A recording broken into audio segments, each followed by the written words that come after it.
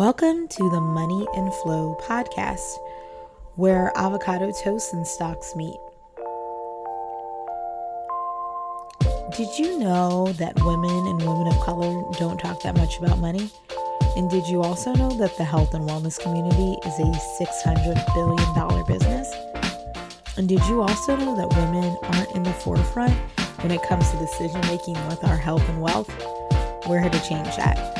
This is the first podcast that focuses on wellness and money. This podcast is targeted for women and women of color, specifically in their 20s and 30s. And without further ado, your host, Eugenie George.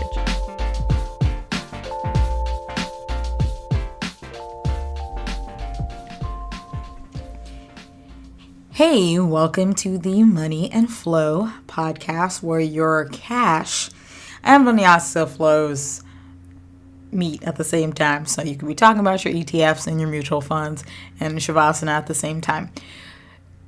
Last week, I mentioned that the podcast is moving from a weekly show to a biweekly or bi-monthly show. The reason behind that is, one, finishing up my MBA, two, finishing up my CFP. It's just a lot of work to be done. Plus, my capstone project involves a lot of writing and a lot of research, okay? So that's why we did it. But if there is something that is in the news that everyone is talking about, we're going to have a bonus episode. So for today's bonus episode, we're going to talk about these new FICO scores, and then we're going to also talk about affordable financial planning for the DIYers, okay? So for some of you guys know what a FICO score is, okay? Every month you can go on your mint.com, your Credit Sesame, and there is this magical number that comes up. It'll say, hey, your credit score is 800, or hey, your credit score is 650, or hey, your credit score is 550.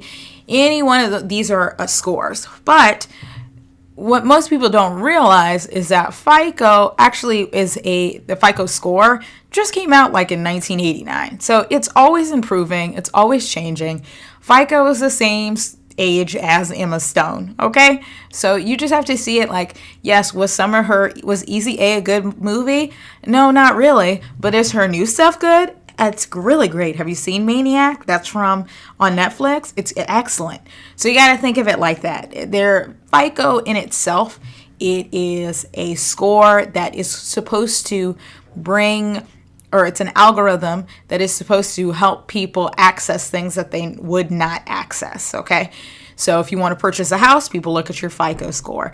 If you want to get student loans, they will look at your FICO score or lack thereof. Most undergraduates do not have a huge credit history because they're 18 years old. That's when you get your FICO score. But yes, that is when you start looking at your FICO score. So honestly, FICO changes and it fluctuates just like the stock market. A couple years ago, FICO scores, the thing that used to bring down a lot of FICO scores was health bills, medical bills, and now they have actually removed some of that from people's scores, okay? Because that was bringing so many people scores down, was like an overdue health bill, right? So like I said, think about FICOs like Emma Stone. It just changes and it fluctuates. Now, everyone's been talking about it. Everyone's been saying, like, is my score going to go up 20 points? Is my score going to change? Yes, there is going to be a new partnership program that is coming out. I don't know the complete details, nor do I think that that's an important use of your time right now. What I want to say is FICO scores are great, but FICO scores at the end of the day can lead to microaggressions. And so for some of you guys are like, what the heck is microaggressions? Well, microaggressions is just those little things that can build into really bad discrimination, right? So one of the things that when you're thinking about microaggression, or one of the things that I like to say is, like, if somebody says, oh, that person is smart because they're Asian, or oh, that person is funny. You know how black people are always funny, ha ha ha. So that's like a microaggression that happens, right? And we know that those ideas for some folks become facts, and we are all guilty of it. I know I'm guilty of it. One of the things I used to say when I taught a D&I or diversity and inclusion sessions at my old school when I used to be a teacher, I used to say, like, one of my biggest things about like Latinx students was I thought some of them were docile. Like, oh, a lot of students are docile. And unfortunately, that was clearly a myth that was busted, because you can't just say that an ethnic group of people are a certain way because of this, right? So when we're thinking about FICO scores, at the end of the day, there are still people, lenders, home lenders, anybody who's like getting a job, they still will have microaggressions. So there's this great article and interview on PBS, and I mentioned this in, I believe, one of the podcasts, but this is like complete honesty. I had one of my parents was really nervous about me thinking about purchasing a house in Philadelphia, because he said, or clearly you could tell that's my dad. My dad was really nervous because he saw this NPR skit or this NPR segment, and it was all about how this woman who had a good FICO score could not purchase a house. She couldn't get the mortgage loan, and it really bothered her. She even got a better paying job. She was working at, I believe, UPenn or Temple University. She was working at a college. She really wanted to get her house. And based on certain microaggressions, they did not let her get it. Now, you're probably thinking, Shanae, well, maybe X, Y, and Z. Yes, yeah, you can argue that. However, it ended up happening was her partner, who was half Asian and half white, she also, I think, worked at like Trader Joe's, so she even had a lower paying job, and she was working part-time. She ended up getting and had a lower FICO score. This is crazy. Forgot to mention that. That's really important. She ended up getting approved for the mortgage loan. So there are crazy microaggressions that happen. I know it's not a fun topic to talk about, but yeah, your FICO score is important. It's an algorithm, but at the end of the day, some people still discriminate based on that. Okay, so now we know that FICO score is still very young. It's like 30 years old. We also know, or around 30 years old in the Stone Age. We also know that FICO also could still be a part of microaggression or discrimination. But let's actually talk about the real thing, is that we already know that your FICO score is important, especially if you're a millennial. Millennials are hyper aware of their spending. So over 40% of millennials look at their money on a monthly basis. Okay, they might not actually budget, but they look at their money. Millennials also talk about their money a lot. So 75% of millennial couples talk to their spouse about money at least once a week. So the issue isn't really the FICO scores. The issue is that millennials are always DIYing their finances, okay? Because we live in an age of technology, because there's so many people out there doing really great things, you need a budget. There used to be LearnVest that was really like, there's all these different ways that you can DIY your finances. That's the biggest problem. Your FICO score is great, but if you're not around someone that can physically help you understand your FICO score and how you can leverage that, then that's how you're losing your legacy, or that's how you're negating different building blocks. Now, for some of you guys are saying, well, I don't have that type of money. It's like, you guys, I 100% understand that some of us don't have that type of money. But at the end of the day, if you look at your debt or your student loan debt, undoubtedly you could pull some money out. And I don't want to like Susie Orman it and say like, you should have did this. But if you look at your FICO score, if you look at what you have, we spend money on things that aren't important. I'm very guilty of it. I spend $2.50 almost every other day to go to a coffee shop. So because we're DIYing our finances all the time, we're constantly overly stressed about it, and we really just need an extra pair of eyes. Now, there's going to be a podcast episode where I talk to a CFP, a financial coach, and a financial advisor, and we'll break all of that stuff down, like what's the difference between each and how each can help you. But for right now, I went out of my way, wanted to make sure that you guys got the perfect information or the right amount of information to access your own financial wellness, or how can you become more financially wealthy and financially healthy. Okay, so I found 5 firms as of now, and I'll make sure I put everything in the show notes. I found 5 financial firms that help millennials it will not break your bank.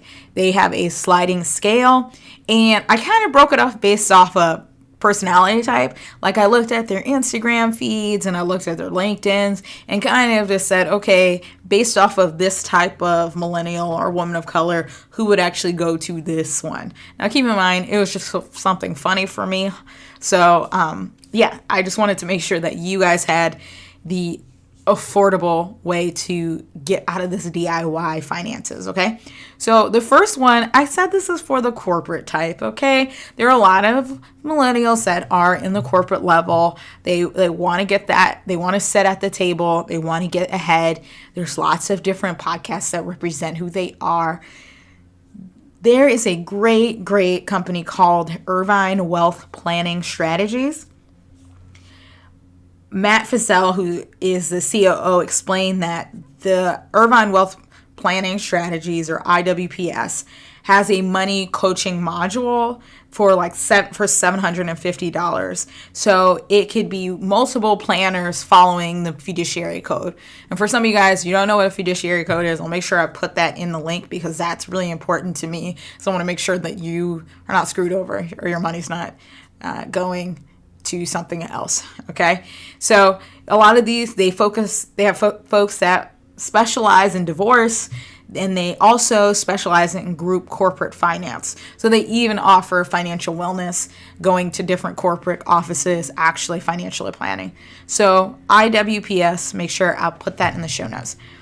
So this is for my tech savvy folks. There's a lot of you guys out here. I know you like Patagonia. I know you like to go on your trips to Dubai, or you know what I'm saying. That's the type of person that you are. You need something a little bit quick. You need someone to actually tell you the lingo in a way that's measurable and manageable. So this is actually Hello Grove. So Hello Grove is a casual company based in San Francisco, and I call it casual because it is. They have a very laid back vibe. So I said, if you like betterment but also want to talk to a real human, this is the place for you, okay? So they have offerings that are around $600 a year for financial planning. So it's perfect for the person that's slightly advanced with the DIY. You need a budget already. You're kind of doing things the correct way. You might be planning for a wedding or something like that, but this company has a sleek look of tech. Grove, make sure I put in the show notes. Very, very helpful. Now, this is the person that just got that pay raise. Now, some of you guys are already leveling up, which is great. So Facet Wealth helps clients on a range of incomes, but the goal is to always build a legacy, okay? Their programs actually vary from $480 a year to $5,000 per year. So for Facet Wealth, it is all about creating a sophisticated plan for the sophisticated person, but less of the pages and less of the cost. Now, for some of you guys are saying like $700, $800, $400 is a lot. It could be if you say it in your brain. There could be several different ways that you can save up for this. One of the ways, which I love to quote Danielle Desir from the Thought Card, is setting up a plan and automating it, putting 5% of your savings or 5% of your money, and say, this is for my CFP, or like, this is my legacy building fund. If you actually make the effort to build your legacy, just set it up. What if you put just $5 in, and $5 in the next week, and then $5 in the next week, and it's automated? By the end of next year, you can have a CFP, and I promise you, it will give you a peace of mind. I would say this is for the wellness folks, okay? You're a triathlete, okay? You did the whole 30, all right? There's a lot of folks that are very focused when it comes to their money. I would say that Lauren Williams is probably the most focused person I've ever seen, but she is a 4-time Olympic athlete, okay? And a 3-time Olympic medalist. Okay, and she's also a CFP, Certified Financial Planner. So she's got all of this. So if there's anybody who understands focus, it is definitely her.